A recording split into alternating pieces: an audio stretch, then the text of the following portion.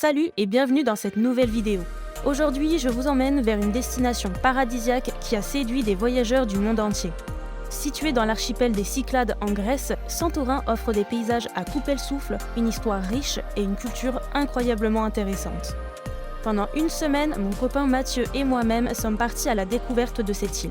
On s'est évadé au travers des plages de sable noir, des eaux cristallines, mais aussi au travers des fameux villages perchés sur les falaises. Cette vidéo a pour but de vous inspirer. Je ne vais donc pas faire jour par jour, mais plutôt vous présenter les différents endroits à visiter et quelques infos pratiques à savoir. La ville de Fira, capitale de Santorin. La ville d'Akrotiri, Iya, mais aussi 4 villages moins touristiques avec un charme fou. Je vous emmène également découvrir le célèbre volcan Nea Kamini et l'île de Tiracia lors d'une excursion en bateau. Pour me soutenir, n'oubliez pas de vous abonner pour ne pas manquer les prochaines vidéos. Allez, c'est parti. Passer 7 jours à Santorin, ça donne quoi?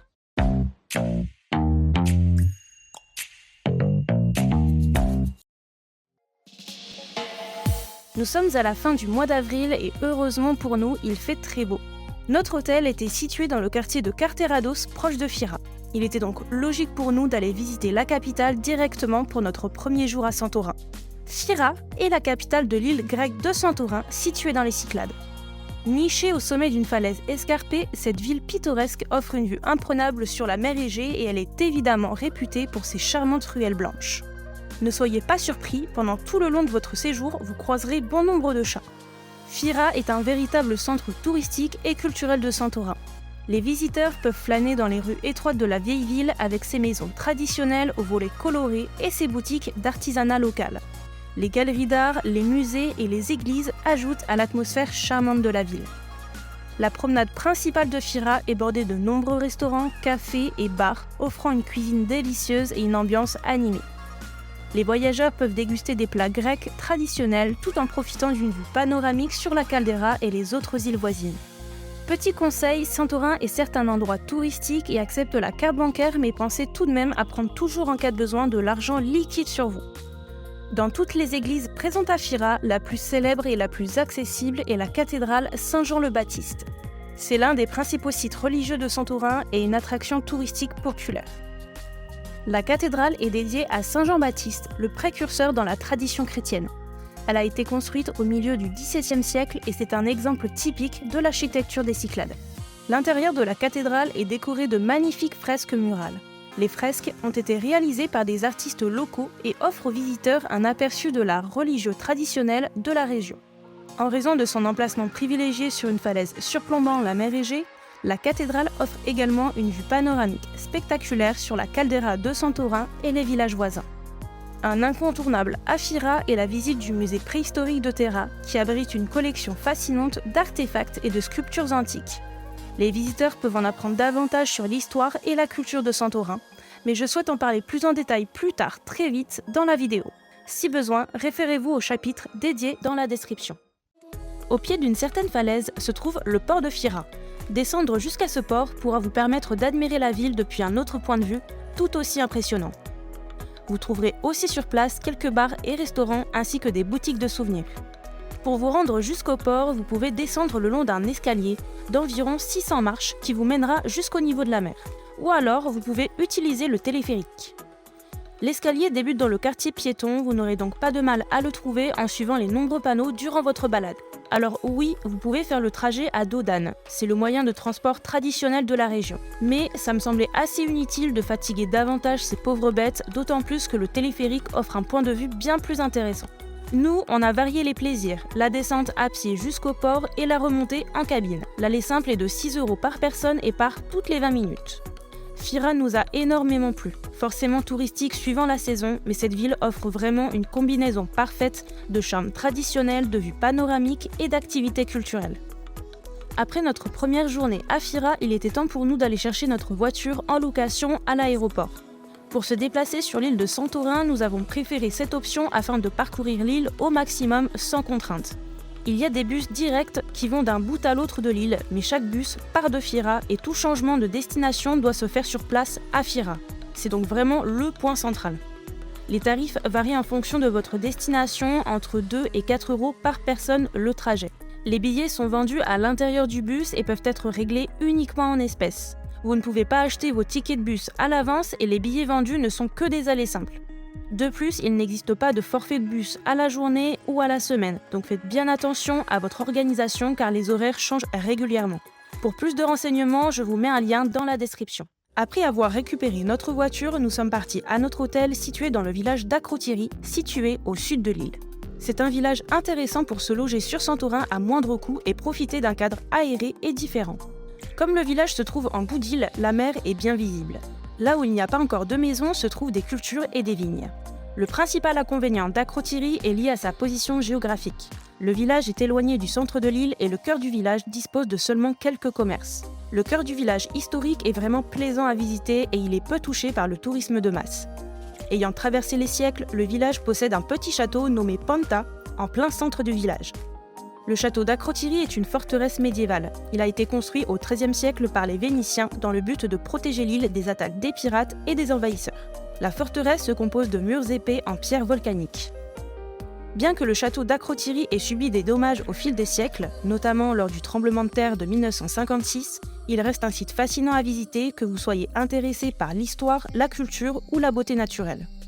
Si vous passez à Akrotiri, une visite est à prévoir. Proche du village d'Akrotiri, vous avez la possibilité d'aller visiter la célèbre Red Beach qui se trouve au sud du village. Ce qui rend la Red Beach si spéciale, c'est son paysage spectaculaire et sa couleur distincte. La plage tire son nom de la couleur rouge foncé de ses falaises et de son sable volcanique.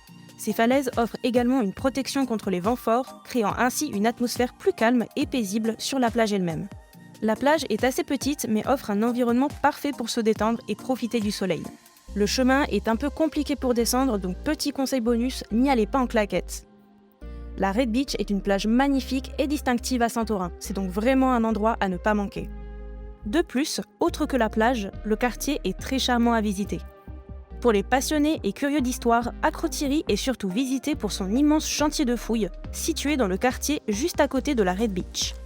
Important à savoir, lors de notre venue sur le site archéologique d'Akrotiri, le billet d'entrée était de 12 € par personne pour ce site-là. Mais l'accueil vous proposera peut-être la possibilité de visiter pour 15 € par personne le site archéologique d'Akrotiri, le musée préhistorique de Fira et la cité antique située dans le village proche de Kamari. Attention, ces billets sont valables seulement pendant 3 jours. Pour commencer, le site archéologique d'Akrotiri, c'est une découverte majeure sur l'île de Santorin.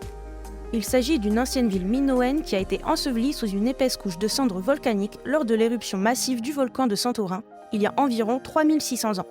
Les fouilles archéologiques à Akrotiri ont commencé dans les années 1960. La visite du site archéologique d'Akrotiri est une expérience fascinante qui permet de plonger dans l'histoire ancienne. C'est un incontournable pour les amateurs d'archéologie et tous ceux qui s'intéressent à l'histoire et à la culture de la Grèce antique. Ensuite, le musée préhistorique de Fira. Si vous souhaitez le faire tout seul, le prix est de 6 € par personne. Il est intéressant mais vraiment petit, donc je pense que c'est mieux de le faire en combiné avec les autres sites.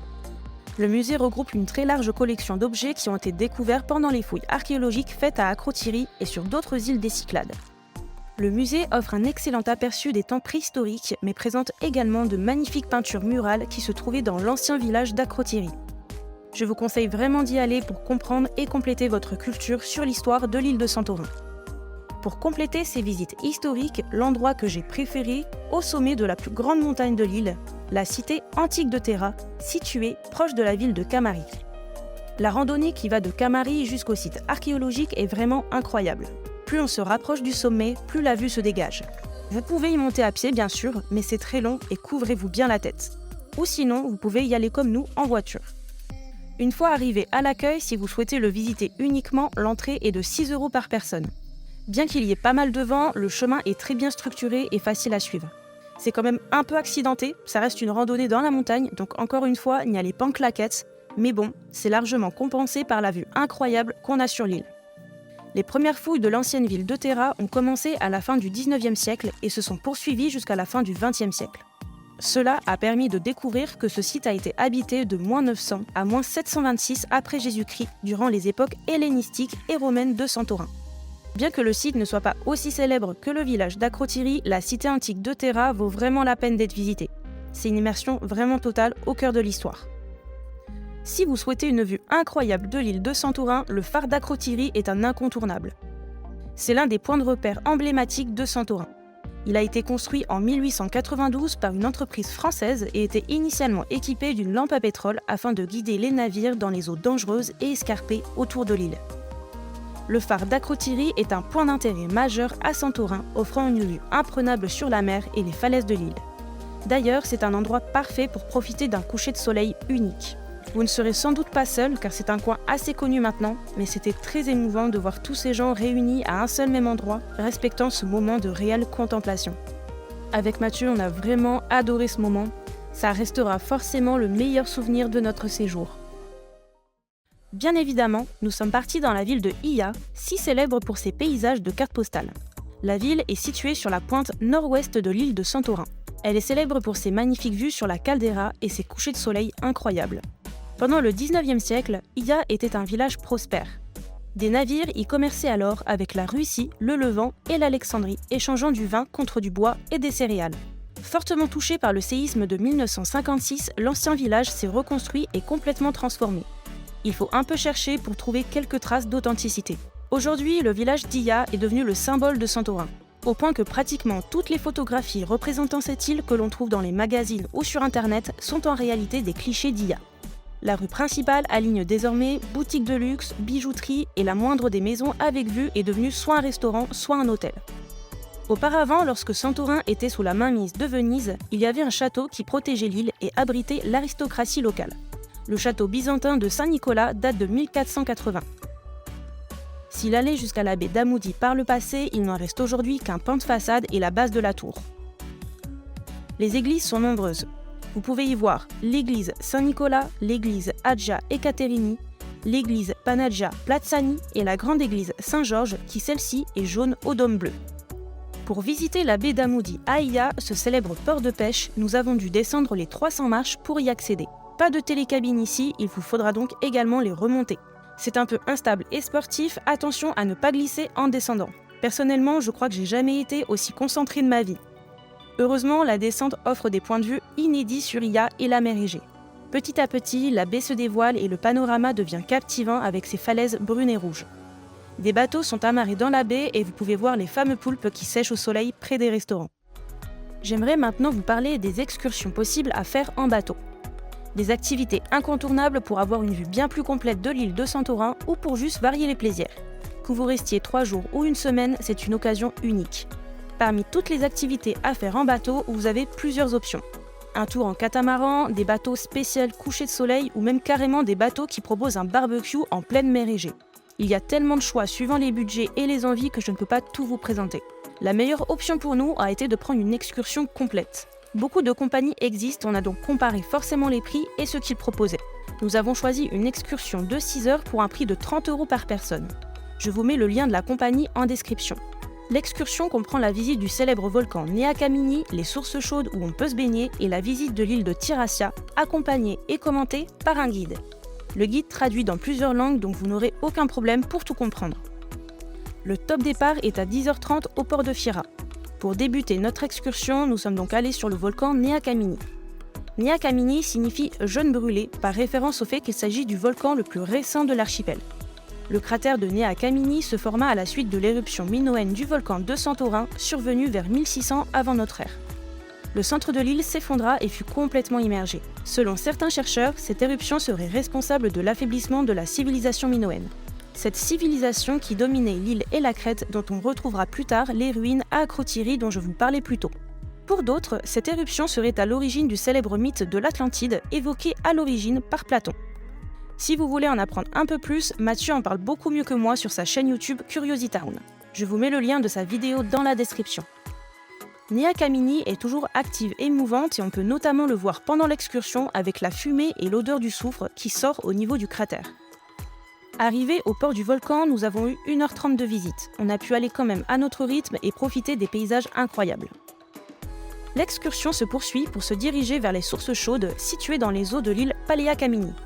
En raison de l'activité volcanique, l'eau est chaude et riche en soufre, ce qui donne à la mer une couleur orange et boueuse. Le bateau s'arrête pendant 30 minutes pour vous permettre, si vous le souhaitez, ce n'est pas obligatoire, de nager dans ces sources chaudes. Pour atteindre cette zone, vous devrez d'abord plonger dans l'eau qui est à environ 18 degrés pour ensuite atteindre l'eau à environ 27 degrés. Pour les moins bons nageurs, l'équipage vous donne de quoi vous aider à flotter. Votre corps doit donc bien s'adapter et vous devrez parcourir environ 50 mètres afin de profiter des fameuses sources chaudes. Dernière étape, l'île de Tyrrhassia. D'abord, l'île de Tyrrhassia se trouve juste à côté de l'île principale de Santorin, mais elle est beaucoup moins connue et moins visitée par les touristes. Tyrrhassia est une île d'origine volcanique qui fait partie de l'ensemble des îles des Cyclades. Elle a été formée à la suite de l'éruption massive du volcan qui a donné naissance à Santorin il y a des milliers d'années. Arrivé vers 13h30, nous avons eu jusqu'à 15h30 pour visiter, donc seulement 2 heures.